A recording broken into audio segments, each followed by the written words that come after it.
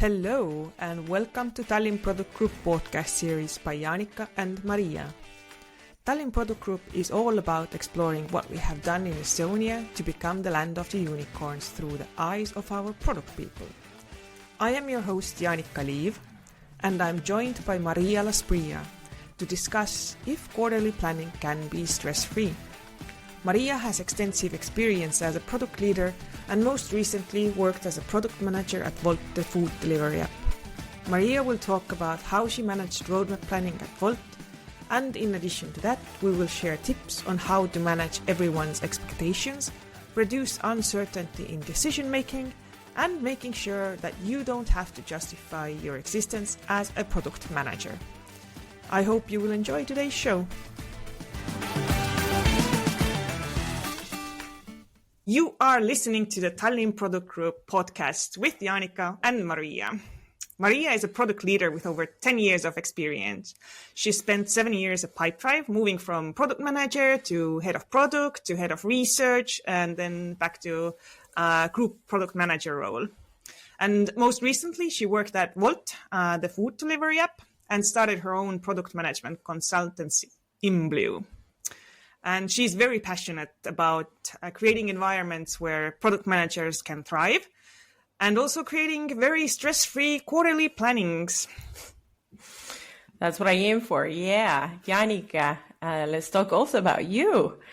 We've met about 15 years ago in Tech Sisters, which is an organization you co-founded together with other 4 wonderful women. And back in the day, you were a software engineer. You've been in the software industry for 20 years. You're also a co-founder of Refresh, which, by the way, at the time of this recording is happening next week. We don't know when this is going live. It would probably have happened already. But yeah, I bet you didn't know Janika was behind that wonderful product event we have here in Estonia. And now you are a product manager at Katana, right? The ERP manufacturing system. But also on other human duties as a mother, right, of a newborn. Great. So it recently, second quarter began of 2024. And the end of the quarter for me has always been like this. As a product manager, has been a very thrilling, but also very stressful period. And I've been always intrigued,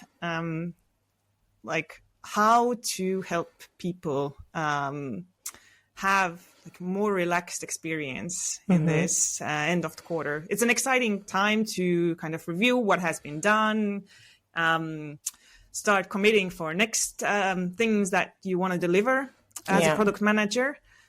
It seems there's not enough time to put everything together. How are you feeling about quarterly planning? I guess I did feel that at one point. I think we all have felt it. But something sort of clicked in my head at one point.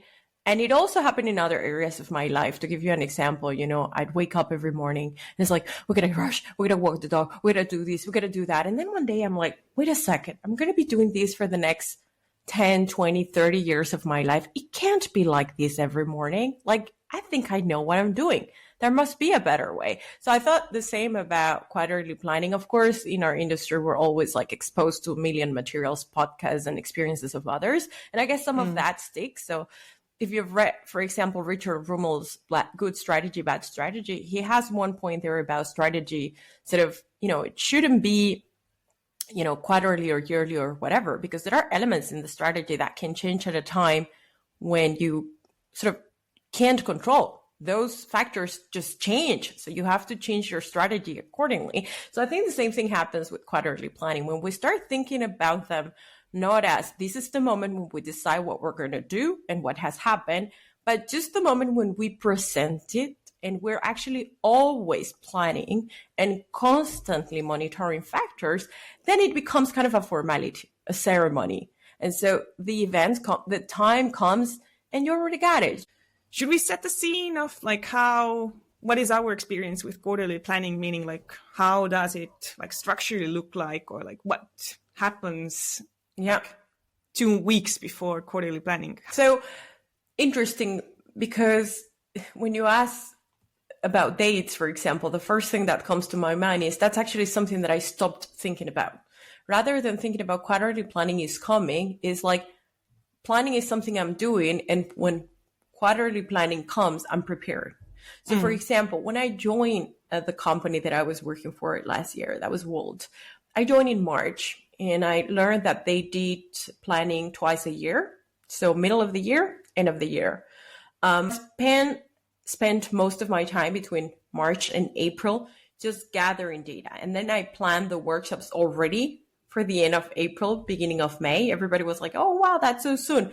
And I'm like, trust me, that by the time the presentations come, we want to be there already. We will be comfortable. We don't aim at solving the decision of what we're going to prioritize or not at the workshops. Yeah. You have conversations about this before, tons of data revisions. You are not the only one bringing the data. You invite the data analyst, you invite the product marketer to present, you give them protagonists to present to all the other stakeholders. So by the time you put the plan together, everyone's kind of put their piece together. So I try not to see it. That's the moment when I saw that some people would totally hate that, to think that the product manager is a facilitator. But that's actually the moment when I thought it is our job to facilitate that the right data, the right people, the right priorities, the right objectives are articulated and whatnot. And sort of we just help make sense of it. So, what for other people would be 2 weeks, for me was like 3 months before. You're delivering, you're executing, but you're always also planning. Right. So the workshop you organized, it's kind of like a steering meeting, or you have like all the stakeholders together where you already present the data and you kind of all then agree which are the priorities, or what is the workshop about for you? So there were actually 3 workshops. I'll walk you through, for example, the last one I did. Just give me a sec. So for example, the last time what I did is, and it came from the first round in that context, in that company. With all these 15 people, a lot of people wanted to be involved in the workshop. You can't involve 15, 30 salespeople in a workshop. You also have the marketing people. You have the product directors. You have the designers. You have the engineers. So I was like, okay, this is not going to work. So there were 2 highly influential people there. And I told them, I need people from your teams. And I did this by talking to both of them at the same time. Yeah. You 2 are the main stakeholders of this group, and both of your groups have people that I need in these. Who do you think these people should be? Rather than selecting them myself. And of course, suggest and negotiate. That was something that I didn't do the first time around. The first time around, because I was new in the company, whenever somebody told me I should be in there, I took that at face value and I added them. And that didn't really go well. The second time around, I went down this path. And what I did is I found ways to make sure the ones that were not going to be part but wanted to had a way to contribute to previous material. So the workshops were divided for me in 3 parts. The first part is we look at our context. For me, that is, where are we right now compared to where we wanted to be when we did the previous planning in terms of achieving objectives, in terms of completing work that we committed to deliver? Mm-hmm. What new things have we learned in this process? Meaning, what has shifted in the market? What has shifted inside the company? Have priorities changed in any way? And what have we learned from the product in itself, through data, through customer conversations? So it's context setting. Then the second part was about presenting ideas of things we thought were important to solve and look at them from opportunities, basically exploring opportunities and how much we knew about them, what kind of effort they might take, which means I already spent time gathering data around potential effort, already spent time maybe experimenting with some ideas, doing whatever you want to call it, meaning design sprints, for example. So at that point, we explore opportunities. We take the time to go through them. In this case, it was a spreadsheet. We were inside the product team, big fans of, Miro boards and visual things like this, but we realized stakeholders we were working with were all about spreadsheets. So we decided to compromise and transform our format. Even that was very important. The format could create so much friction. It's like we speak in a way, they speak in another. I was like, okay, let's compromise. So I created a spreadsheet, send it around, ask them to contribute to it. And then, we go in the second workshop through the opportunities. It's really about going into what is the size of this opportunity. Again, we spend time with them gathering data about how do we measure the size of an opportunity? How do we, do we trust this data? And how is that opportunity aligned to the objective we're trying to achieve? And then the last workshop is all about shortlisting our opportunities. Okay, there's all of that. Now that you know the potential effort, now that you know the potential opportunity, now that you know where we are, what are some of the challenges we have, plus all the buffer time. It was all a lot of around helping them also understand what are all those other things that we do in engineering that are not like features, like why are we working on this stuff, creating that space to clarify those things that otherwise become just ridiculous discussions and disagreements in a meeting that has nothing to do with it, right? There's no space to share about each other's areas, or why do they keep on insisting that we should build this feature? That's what you do in those workshops, but also in the conversations before. And then the last one is about saying, this is what we're going with. This is what we believe. But then I also made the mistake in the first workshop of including all the engineering team.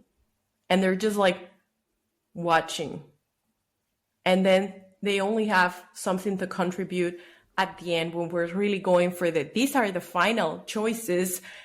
And they start already thinking solution mode, because that's what they do. Well, you were a software engineer. You're like thinking solution mode. And so what I did the second time around is like, we're not involving the engineers in this one, but we're having a separate workshop with engineer to go again through the shortlisted ones and what we would really need to make happen to bring these things to reality. And then once more, come back with the main stakeholders and say, this is what we learned. The workshops are just where I ask people to let's make space for each other and really go deep into this. If we don't go deep into this, we're just fighting with one another and trying to convince each other. And so and they love it. At the end of that workshop, I didn't ask for feedback because it came so spontaneously. It was like, this is the best road mapping session we've ever had. But that's because they were part of it. They felt invested in it. But it was really hard. And I still hated a lot of it. So I wouldn't say it wasn't fully stress-free. But it was definitely easier. Yeah, you have to still do most of the work for this, so it makes sense. With those workshops, what you are doing is you are presenting how have things gone, what are the opportunities still on the table, what are new opportunities, gathering those. You have already been in the background gathering those from the stakeholders, from the customers, from the data you have, and then together with the stakeholders, you kind of evaluate what makes sense, what is higher priority, and based on that, in the last workshop, all agree on what are those priorities. So helping like with data, not with opinions. There's definitely always some opinions in there, but like opinion. you make it quantified, the opinions through those workshops. And then you have the presentation for the quarterly planning. Just my couple of thoughts also on that. I've done similar workshops, not in like so structured way, but depending on the situation and what we have coming. And I have one experience where we had, like, we called them champions of a specific like product team, or each stakeholder assigned from their team one person who would be kind of my product team's champion. So they would be collecting thoughts from all of the team members and any feedback that the team had to my product team. And also they kind of took the information from those workshops and discussions with my team back to their team and kind of made sure that they were championing basically what my team was doing and making sure that everyone knew that it was important. It didn't work always, but I think that's kind of similar what you did, asking from the heads of teams and stakeholders who should be also included in the workshops. And on the engineering teams, getting like, it would be in an ideal world amazing if all the engineers from your, like every product team would be really involved and engaged with how decisions are made, why we're building something and how to do it. But the truth is, like, they also have limited capacity to take information in. So yeah, I have a similar experience from doing these kinds of workshops where engineers just at some point tune out because during those workshops, you need to give audience to the stakeholders and listen to them. And at some point, engineers, like, they start coding at the same time. Exactly. So you really have to kind of curate how you present that information to the engineers and how you get their input and figure out what is the package of information that is like crucial for them. Because otherwise, as very analytical people, they start overanalyzing things. And then it might happen that they start working against you and trying to get at the golden truth, which doesn't exist at that point where you put your bets on for the next quarter. Like, product manager is the person who takes a lot of uncertainty in and creates certainty for other people. And the engineers are not usually very good with uncertainty. One thing that I tried is we created the product trio as promoted by Teresa Torres' concept of product trio, where the designer, the engineering lead, and myself became a unit. So, for example, when it came to creating the agenda of those workshops, I didn't create it alone. I created, depending on the goal of the workshop, let's say a draft with the designer, because that was a particular set of aspects that, you know, she had experience on and she'd be comfortable with. But I also involved the stakeholders in the planning in very tiny things. I know their span of attention is very small. So I would say, we're thinking of organizing the first roadmap workshops on these days. Who should be there from your teams? Here's a draft of the agenda. What do you think we should include in there? Or is there anything here that you think it's wrong? And it's amazing because they will have something to say. Maybe they will not say it when they see the first message. And yes, you'll have to go after them with reminders. Yeah. But you end up building even the details of the workshop with them. And then with the engineers, then my partner in crime would be the engineering lead. It would be, I was thinking they would be excited about being involved with this. But you know them better. What do you think? No, this is going to be too boring, but I think they will love to be involved in that. Let me ask a couple of them. So the workshop you end up creating with engineering, it's tailored to what they'd be interested in contributing to, but also to how they think. And I mean, there's no way I'm going to be able to think the way a salesperson does and an engineering does. And I wish I could, but I can't. So what I do is I create partnerships with their main sort of leaders or the person they trust. And then all those workshops are created always in cooperation with those roles. And that's, in my experience, what works best. Like, some of those things, if I had planned them alone, I wouldn't have done them that way. But the reason why they worked is because they had all these different perspectives. So I think, you know, if we go back to the initial point, which is, can quarterly planning be stress-free?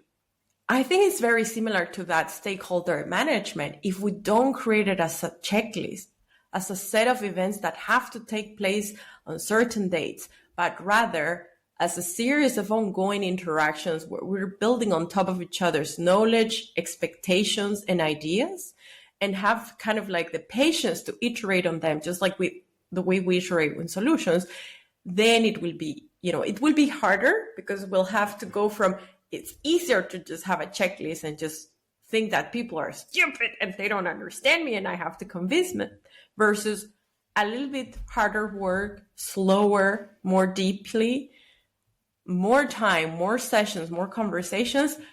But the end that you get to, because you feel you're getting there together, it's worth it in the end. And I think that's when you get to the less stress. I wouldn't say no stress, but definitely less stress quarterly planning. Yeah. It's always easier to present to friends than to people you don't know. And that's why you need to get to know them. Yeah, exactly. Building relationships. That's the essence of it. Product managers work. I think you're still doing a lot of convincing, but you're very subtle about it. You are bringing people in, and in an very early stage, and making sure that they are also part of making that decision. And I love your idea of curating the workshops together with design and engineering, and asking their input, what would be interesting for them to be part of and who should be included, because that kind of gives them the responsibility of also kind of making sure that this is a successful workshop, and they're like in a very easy way participating in creating the workshop for them, but also for you to have an engaged partner and engaged engineers, which is great. I don't know where this, you said the concept of trio, having engineer, product person, and designer together and designing things. I picked it up from one of my previous workplaces, and there we called it the Three Amigos. So I had a weekly Three Amigos meeting with my team's designer and engineering lead. Yeah, it's interesting how this probably it originates from the same place as your idea. Yeah. I think Teresa Torres does a lot of advocacy for that to happen that way. She's the one talking a lot about continuous customer discovery or continuous discovery work. And then she talks about that structure. It has to be the three ones, right? Of course, in some cases we didn't extend it, right? If you are lucky enough to have a product marketer in your team, exactly, and that's the only product marketer, you include it in your team. And other roles you might invite occasionally, because they might not have the brain space for a regular setup, like, I don't know, maybe the business analyst, for example. Yeah, absolutely. Yeah. It depends exactly from the resources your team has. And also sometimes with designers, you have to share them with other teams, depending on like what's your team's or product scope. And they might not have the capacity to always join. So you do those 3 workshops, you have kind of put together like the package of what you or your team will be working on. How does the main event look like? Is there a main event? How this information gets shared with exec team or the wider company? How does that happen usually? So there was a main event, at least last time I did it with them. I don't know how much of this I can share because this is a public company, but there are groups, and then within those groups that are focused on a specific set of target customer or part of the product.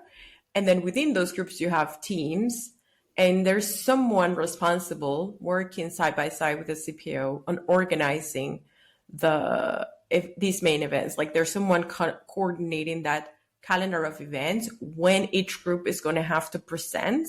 And then they have, I don't know, some global presentation. There's one product presentation where elements of those groups and teams are included, depending on how strongly they are aligned to the main objectives, because it's one presentation for the whole company. So, the challenge of keeping it informative, but also concise is there.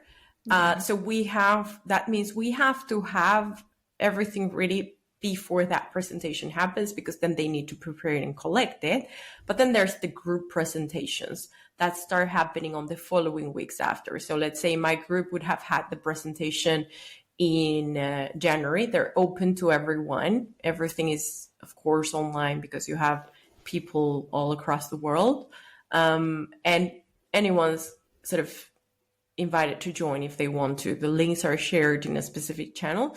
And that's the moment where you do have a final presentation. And there's even details behind, what kind of format you should be using, what kind of data you're expected to present, what you shouldn't present, because again, it's a public company. So even internally, we couldn't share certain numbers, even from our own teams. We couldn't speak in very specific data terms. But if I think of Pipedrive, for example, that is not a public company, and I can maybe share a couple of things there. By the time I left, I think we were around 50 product managers. When I think about it, it's like, why so many? Insane. I don't know how many teams. I don't really remember how many teams, but let's say I was in charge of a group. So I was the group product manager, and then there were, 5 product managers under me. So I'd make a presentation for that group rather than each product manager presenting their own thing. And then, yes, the CPO would have one presentation with the key element, but with the key elements or key highlights for each group, and obviously always zooming out into what are the objectives we're going after for the period and whatnot. So in those workshops that I talked about before, we didn't really have a formal presentation with a particular format and whatnot and guidelines and aesthetics. We just had the data, and I guess every team did it differently. I didn't have the opportunity to see how other teams did it because it was way too many people. I did have to meet with other teams for elements in our plans that overlapped with them, or we depended on them, or vice versa. So it was basically you doing your workshops and then feeding into this group product group presentation that was correct, more high level and kind of curated in a specific format. So I assume that then this presentation was showing how your activities feed into like higher goals. So it did. I wouldn't have thought about it until you asked that question, but a lot of teams get stressed because they're like, we don't know what we're going to work on if we don't know what the objectives are. Yeah. My argument against that is you still know your customers and your product area well enough to understand what are the main struggles. So by the time the objectives come, you make some readjustments or you bring to the attention of stakeholders something, right? But there was a high level coordination of objectives. Usually they come a little bit too late. The people responsible for these areas have a lot on their plates. Yeah. We know how that is. So we expect them to come on a particular date, but they don't. And in the end, they're shared in other company updates. And then you're like always going back to your own data and seeing if there's a link between these. Of course, this creates situations where sometimes these links are a little bit forced. But, as I said, if you're really tuning into what's going on with your customers and the part of the product that you're responsible for, then sometimes I didn't really care that did it link directly, as long as it doesn't derail or go in the opposite direction, maybe because my area was too small to really have a noticeable influence. And I know the spotlight is in some other team. Now, if your team is on the spotlight because it's core to what you're trying to achieve as a company, that's another story. You probably don't want to wait until you receive this data. You probably want to more proactively reach out and kind work of get together a feel. with figuring out the goals for this with the exec team. Yeah, that makes sense. Yeah. I've also seen this where you get this chicken and egg game where like the product managers are waiting for the strategic objectives and saying like, we can't plan anything because we don't know what the objectives are, which is sometimes hard. You like want someone else to put the North Star somewhere so you can align yourself instead of like yourself taking the responsibility of doing it for your own team. Yeah. And then there's also sometimes the situation where the exec team is like, okay, product managers, like, where are you taking us so we can like tell you what the higher goal is. So I agree with you. If you've spoken to your stakeholders, if you know your customers, if you have the data, you can probably figure it out. And if there's going to be some kind of huge change in the strategy, in the company strategy, that will be probably communicated to you a bit earlier on, and you get the indication of it at least, and you have probably like humanly more time to prepare for it and communicate back that to the executive team, saying like, okay, this is drastic change we didn't see coming, and we need time to readjust, and negotiating that kind of research phase for yourself, which is, I think, a lot of people don't realize that they have the power to do that, the product managers, that the exec team doesn't also know how much resources or time you need for some specific thing. And that's your responsibility to figure it out, right? Yeah. There's so many things you shared. I want to pick from some of those, right? Like one of them was like, I think the whole chicken and egg thing could also be a symptom of different things. Maybe a product leadership role or team not doing their job, right? Expecting, when you're expecting the, where are you taking us? That's a lot of responsibility to put in product managers, and quite questionable if you have high level roles like group product managers or directors of products, of VP of product. Then what are they doing? Like, if we're the ones setting the direction, what are they doing then, right? Yeah, but in some companies, like my experience, mostly from smaller companies compared to your experience at Wolt, and they're like, you don't have those middle layers, and the PMs are the ones who maybe unjustly sometimes without a lot of experience have to like step up and figure out those kind of strategic points. Yeah. And I think another element of that could be that you have other product managers that are not comfortable with uncertainty. You said that before. We're comfortable with uncertainty. In theory, I remember in my first years as a product manager that it took me a while to understand why was I feeling uncomfortable. And it was that. It was the fact that things were not tangible or clear, or we didn't know, but we needed to keep going anyway. And when I accepted and I understood that, I could move forward. But that was a very heavy emotional load. And there may be a lot of people that are, I think product managers come in a lot of shapes and forms. So you have the ones that are great at optimizing, or maybe the ones that are good at killing large old products, or the ones that are like from 0 to 1. I don't think a product manager can be all of those. I mean, some people might be able to, amazing.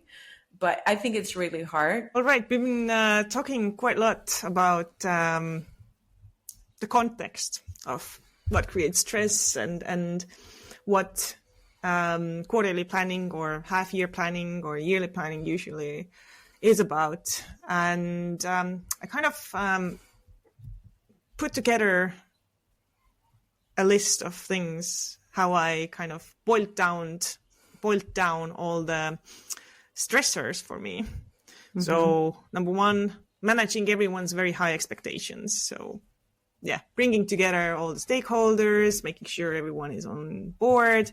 You also have your own cross-functional stakeholders like engineering and design. Secondly, managing more uncertainty than usually. You have to kind of place your bets around what is going to drive your team forward, the company forward, why you are like doing those things, getting the data, and figuring out what the OKRs might be. Sometimes you have no idea. You have to speculate, and it's like some black magic. And number three, justifying basically.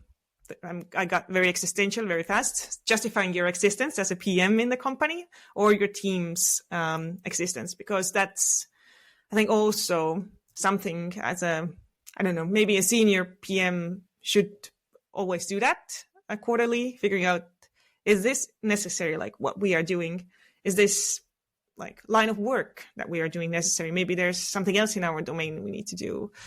Is it our team that is necessary going forward, etc.? So, you kind of have to look in the mirror and say, am I worthy being here?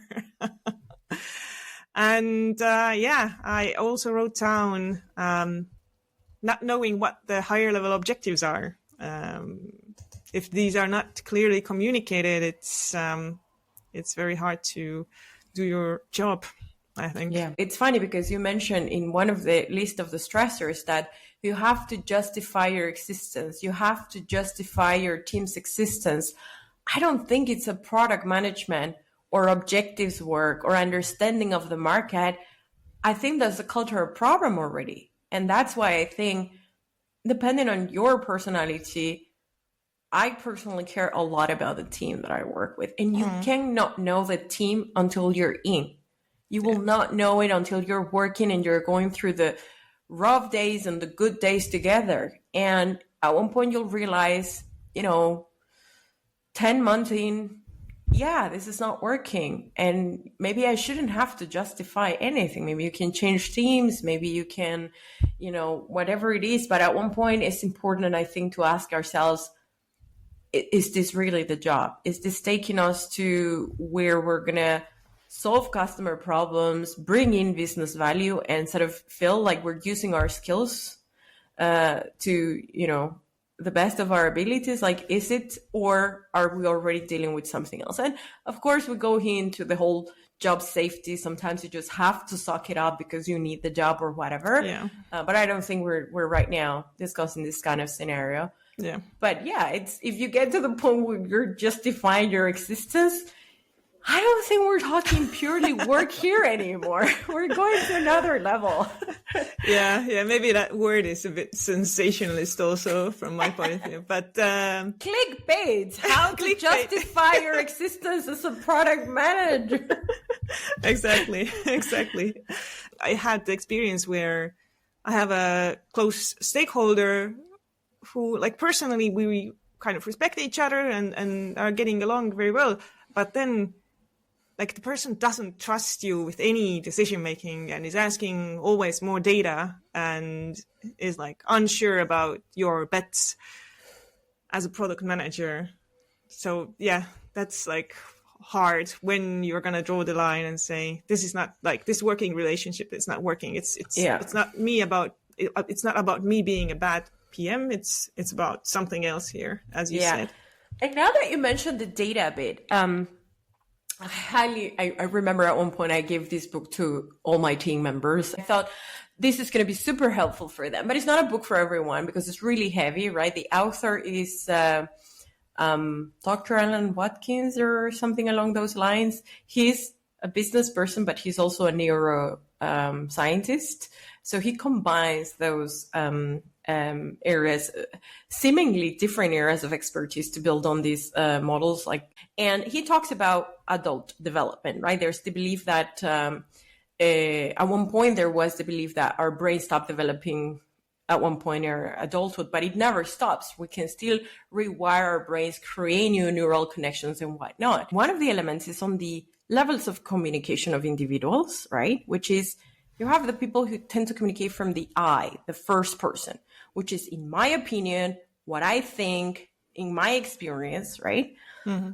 Then you have the people who tend to communicate on the third type of person, which is, according to the data, there's research that indicates, the statistics show us that experience, right? And it's all very, numerical, fact-based and whatnot.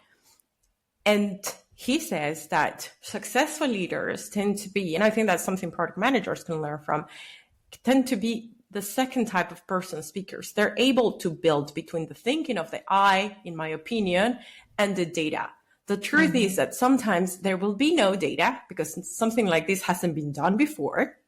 And, or there's just, you're asking for more data as a way to justify something that you're just not trusting, you're not believing. It's not about the data anymore, right?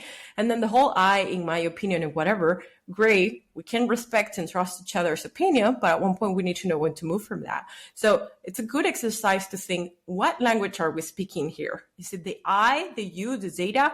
Where can we find the middle point where we use some of our trust in each other and experience, and the fact that we're all here for the same purpose. We really all want to make these succeed and happen.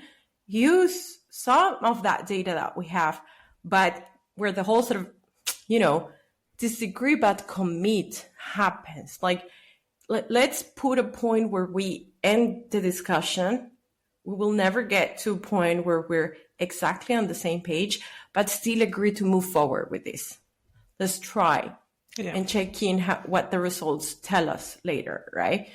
And I think we all forget that. We all get stuck with our own way of communicating. Like, I have to bring more data, or I have to show that my experience is enough for these. And kind of like, instead of let's put ourselves into the second, it's not mine, or it's let's try to connect those. Yeah. And sometimes for me also, it's about, okay, we don't have data about this. We don't know for sure if this is going to work. But what are the maximum risks? What is the worst thing that could happen? And if that worst thing is not a lot, if we don't lose a lot of time, if we don't lose customers, and we only have something to learn or gain from it, then like why not do it if it makes sense in some perspective, right? Yeah.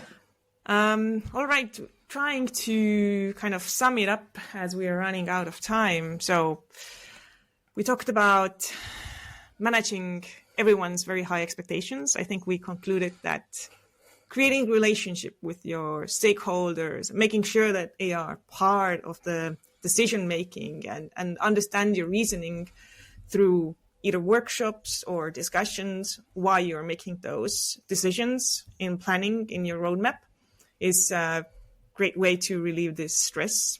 And if someone is being an annoyance, you have to reevaluate that relationship and see what needs to be done. So managing uncertainty, more uncertainty than usually. I actually don't know what we can conclude here. We talked about uncertainty. I don't think we got to a specific point here, but kind of we just touched briefly on the fact that, product managers ideally are people that are comfortable with this uncertainty. And maybe you need to find ways to communicate with the roles that are not naturally so comfortable with uncertainty. Yeah. And I think a lot of cases also good kind of, if you have a bigger organization and you have those roles as like researchers and data analysts, those are the people who can help you. And I think you also made a point around the workshops that product manager is not the only person who can gather the data. So if you have stakeholders in sales or customer support or wherever, they can also gather the data from their resources in their domain, which they know much better probably than PM does. So they can bring it in and reduce the uncertainty for you. Yep. And if your stakeholders are well informed about the customer issues and needs, then this also reduces or if they are seeing the same patterns as you are as a PM and you are uncertain about it, and they can bring it to the table and say, yes, we can also see that this is important, then this uncertainty becomes less of a stressor to you as a PM. Yeah. It's more of a shared uncertainty then, or a shared stress. Yeah. Is shared stress less stress, or is it more stress?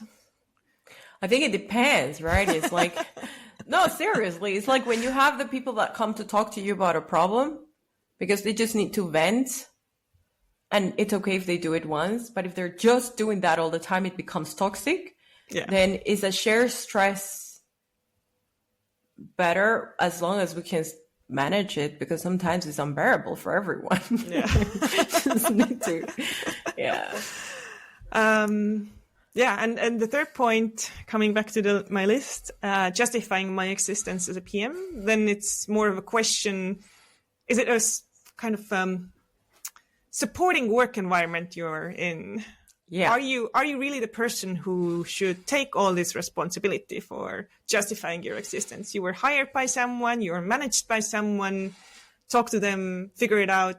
Does this stress make sense? Do you always have to justify your existence? Maybe it might be the case that you have misunderstood the high expectations. Maybe those expectations are not so high as you think, or you're trying to overachieve. So I think also talking to your managers and talking through those expectations and those company goals with someone who might understand them better from like your point of view or like in your domain, I think that can help also.